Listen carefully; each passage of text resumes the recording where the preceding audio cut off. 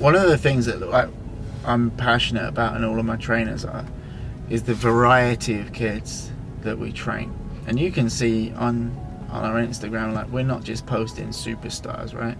I've said this so many times, like the kids that I'm like most proud of, no one will ever hear about, right? Because they either just play at a small school or they quit after college. But I'm so proud of them because when they came to us, they couldn't even run properly. Like, motor mechanics weren't there, couldn't strike a ball properly, just couldn't control it. It's getting to a level, and again on social, where it's like trainers only want to train kids who are already good, and we pride ourselves on putting out a product where you can see like kids that are getting better over the years.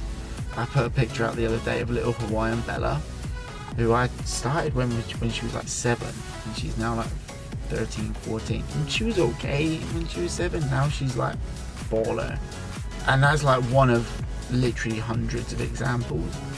So stop putting it out there, you know, with trainers. You've always got to look into the history, like, and it goes for coaches as well. I'm always like, I always question it with when you get these like giant clubs and they put the best coaches with the best teams, when surely the best coaches should be with the worst teams, because then they'll develop those kids.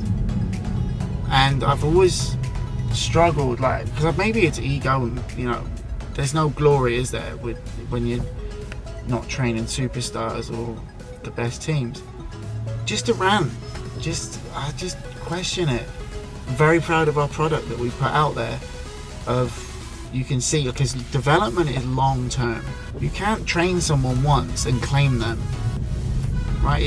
That's not the way it works. It's a long-term relationship toward that development, and you are seeing it, you know, with the videos of people doing somersaults, and there's no relationship there. It's just fun drills, but they claim the players. It's just annoying.